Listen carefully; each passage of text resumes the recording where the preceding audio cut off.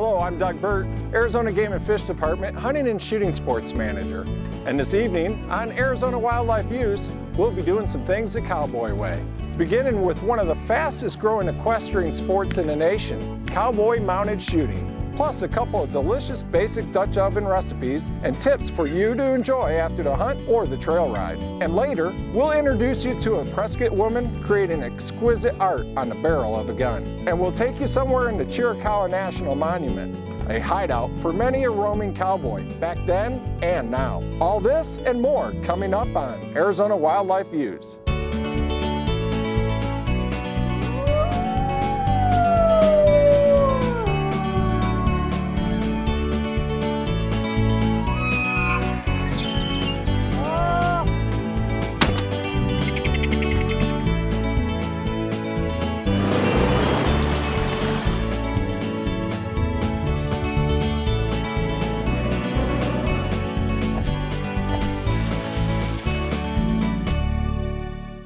Arizona Wildlife Views is brought to you by the sale of hunting and fishing licenses and the Heritage Fund, lottery dollars working for wildlife.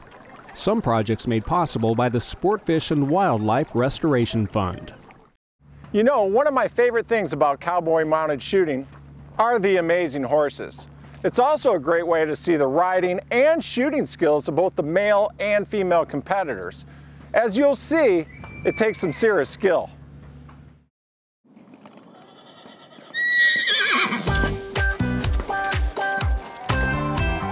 Horse rides, balloons, and dress up.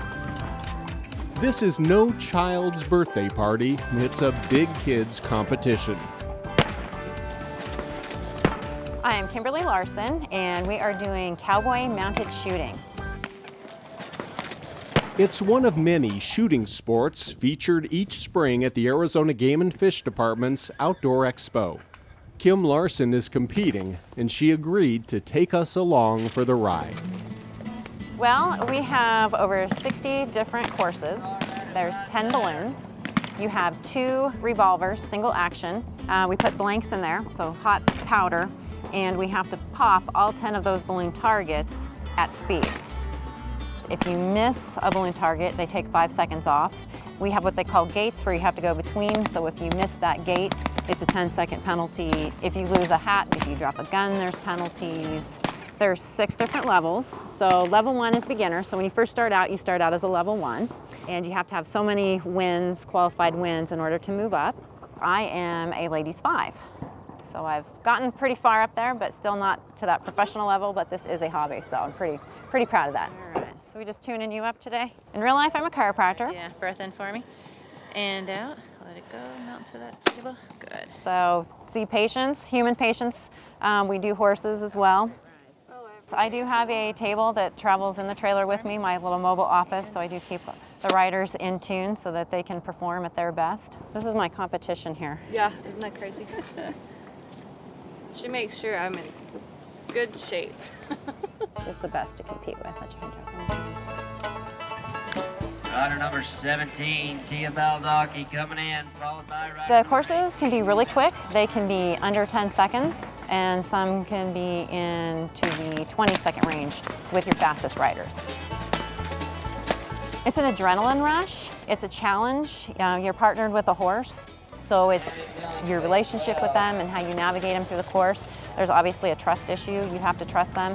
You know, when you start getting to those real high speeds, you're kind of on the edge of controlled chaos. It's a lot easier to do well at this sport if you have a really good horse. Just got shod yesterday, so she'll be ready to go. They're the athlete that has to navigate the course, so the more efficient, the smoother they are, the better. You want a treat, huh? This is Charity. Charity is 8 this year. She was actually donated for the Ben Avery Mounted Shooting Development for the arena here. So she was donated by Babbitt Ranches. Dan Bird, with Dan Bird Performance Horses, donated 6 months of training on her. And she was trained, and then she was auctioned off 5 years ago at this event. And I bought her. She's turned out to be awesome. So we're gonna go load now. These are actually blanks. So it's black powder, so that black powder will project and pop the balloons. Okay, so we have single action. These are Ruger Vaqueros. Each time we fire, we have to cock the hammer. So we'll be doing that. 5 rounds will go in here. So we're going to run the course. We'll have to holster, draw a second gun. 5 rounds, holster will be done. Heads over around the barrel to come down towards the red balloons. You have to engage one color first, and then you gauge the remaining colors. You should watch every target. You should see it pop. That is the new fastest time. Hope everybody's having a good time. Generally, I try to have as little as possible going through my head. The more you think, the more mechanical, and you don't tend to do as well. So usually I kind of have a set thing that I do, just focus. I look at all 10 targets, make sure those balloons are full, make sure the guns are loaded, indexed, ready to go, hats on tight. Don't want to lose that before the timer. I think about the way I'm going to go through, and then I kiss her up and I send her out. Riding and shooting and dressing up like cowboys and cowgirls, cowboy mounted shooting is a great escape for this chiropractor. It's just a lot of fun. And anyone else in need of a little adrenaline adjustment. Watching all this cowboy action makes me hungry. Right now we have a Prescott couple that are masters at Dutch oven cooking.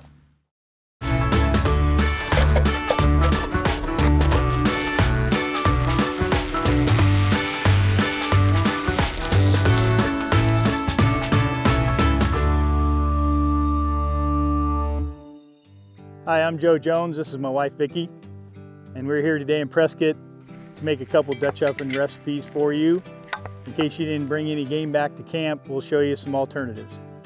So the first thing we're going to make is some buttermilk biscuits. We've got flour, baking powder, and salt and sugar. Then you're going to put in a 1/4 cup of vegetable shortening. Cut that with a pastry knife. Once she gets it mixed in real good, then she'll add the buttermilk. She's going to add 1 1/4 cups of buttermilk.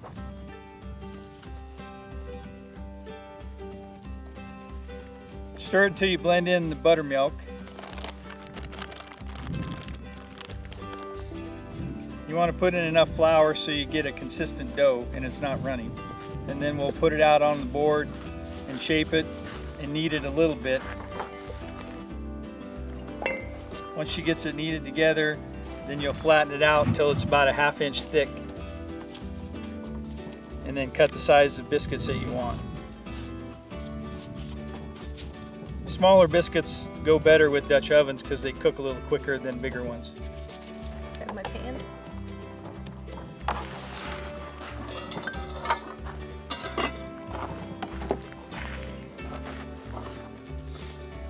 You can cook these right in the oven, or you can use liners.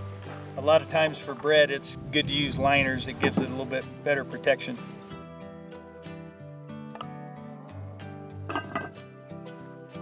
So you want to start your fire a couple hours before you need it, so you have a good bed of coals. And if you can find hardwood, that's the best to use, oak or mesquite. And then when you start out with just a little bit of coals at first to get the temperature going. Just don't try to cook them too fast. So we'll set these on here, and then every few minutes you want to rotate the lid, because if this side of the lid is hotter than this side, you want it to get it even. So you'll just rotate the lid every few minutes just to make sure it cooks evenly. This is bacon grease. We're just starting to prep for the chili. Get the bacon grease melted in the pan. I've already got the bacon grease in the Dutch oven, got that melted, and then we put in a couple the yellow onions. So we're going to let those saute a little bit. So we're going to add the couple pounds of ground beef today. Just crumble it all up, mix it up in with the onions. Okay, we're just going to let the burger brown up a little bit. Okay, so our hamburger is pretty well brown, so we're going to add some garlic to it.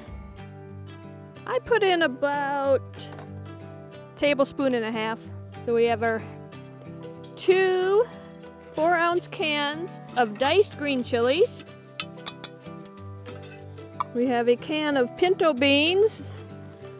You don't want to drain them because you like the extra juice that they provide. And we got a can of diced tomatoes.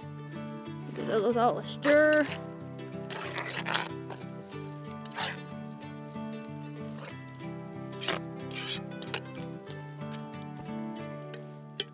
So now we're going to add the seasonings. I got about 2 tablespoons of chili powder. We have 2 tablespoons of ground cumin. With a little bit of chili pepper or cayenne, so depending on how spicy you like it. And same with the black pepper. A little bit more will make it a little bit spicier.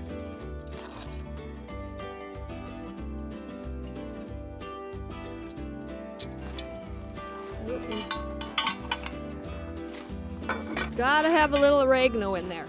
Almost forgot that. And we use the Mexican oregano. It has a lot more flavor, so you don't have to use quite as much if you're using the Italian oregano. Then I just kind of take the leaves and grind them up a little bit between my fingers. And we just let that simmer for as long as you can let it simmer for. So we've taken our biscuits out of the Dutch oven. They are nice and golden brown on top. We've checked the bottom. They're nice and fluffy, and they're going to be delicious.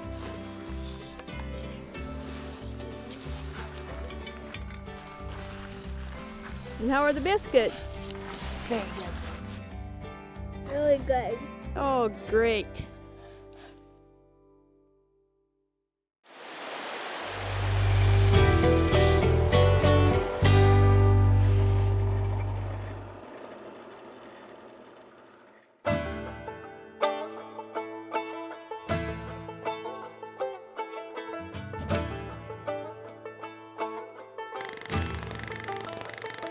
My name is Rachel Wells. I'm a master firearms engraver, and the name of the company is Wells Sports Store. Guns have always been a part of my life, all my life from childhood on, and then when I married my husband, he was a gun maker, so the guns have always been there, but the decoration came along later. I belong to an international guild that has over 450 members. And that guild, there are a lot of members who are teaching other people. And it used to be a dying art, but it's not anymore. This is a Winchester, model 94. And it's a 30-30. And it's engraved with some roses and some scroll work. It also has new stocks. When I got this gun, it was beat up and the stock was broken right through the wrist.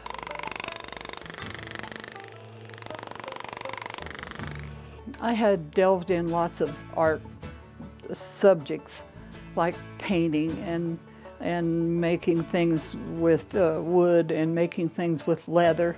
And when this came along, it just kind of fell in my lap. And somebody brought an engraving machine in here and just said, "Here, you guys play with it." And I've been playing with it ever since.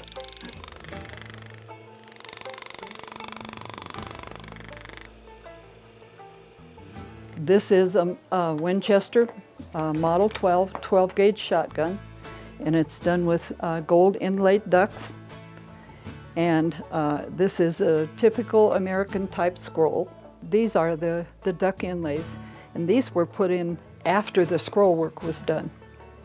And because this side has some inlaid ducks, then the other side is going to have ducks on the other side also.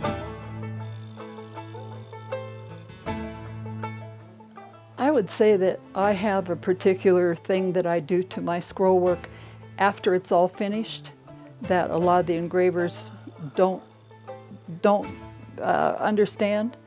And I've never told any of the engravers what I do afterwards, but that's kind of a signature thing. Can you divulge? No, I wouldn't like to.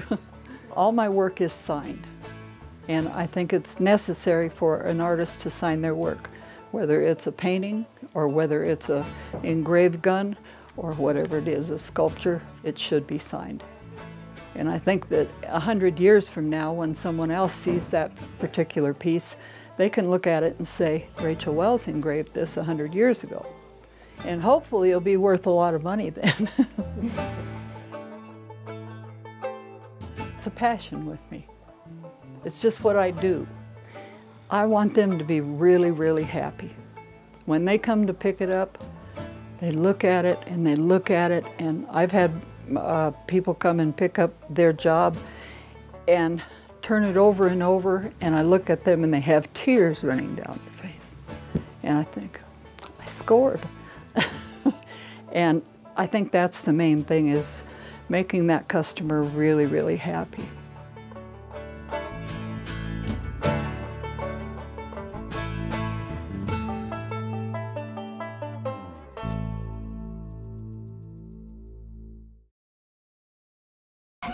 Feeling trapped? Crushed? Is city life bringing you down?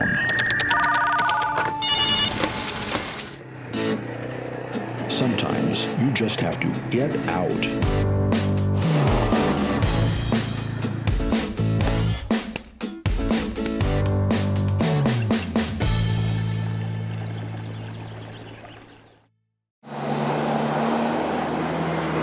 If you really want to get out and enjoy what this great state has to offer, you should see what it looks like from the seat of an off-highway vehicle.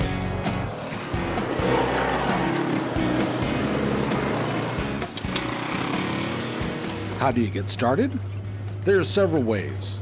Before you think about going out and buying an OHV, you can always rent one for a day or two. There are plenty of places across the state to rent a machine. Many of them host trail rides. Remember, safety first. There are a few items you should consider buying for yourself when you get started. Get yourself a helmet. There are plenty to choose from, and make sure it fits properly. It should be snug but comfortable. It shouldn't move around when it's on your head. And make sure it's approved by the Department of Transportation. Get some goggles. You'll need these if the helmet doesn't have a built-in visor. Don't forget riding gloves. They come in all kinds of styles. Wear over-the-ankle boots and long pants. You'll need to have a long-sleeve shirt as well. These machines are powerful. One of the smartest things you can do is take an off-road riding course and get some training under your belt.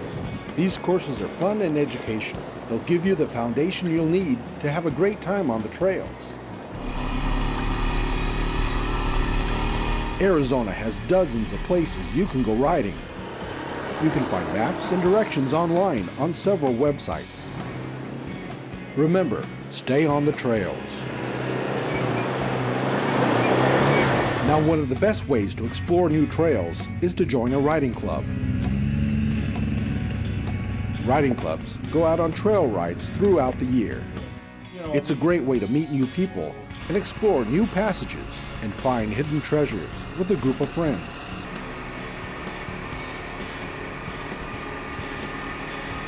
The Arizona Game and Fish Department has brochures with maps and information to get you started. It even has a safety checklist. You can also check out the website at azgfd.gov/OHV.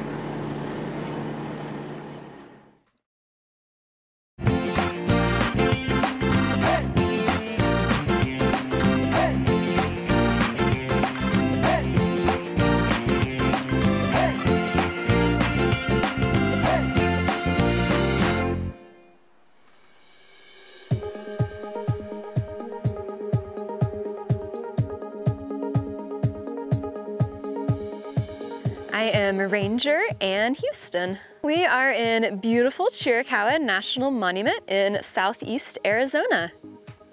Glancing out over this amazing wonderland south of Wilcox, you'll know instantly why the Chiricahua Apaches once called this place the land of the standing up rocks. We have a really amazing bit of geologic history here that starts with a volcano, a huge volcanic eruption 27 million years ago. This eruption was mostly volcanic ash. There wasn't a lot of lava involved, although there was a little bit of lava.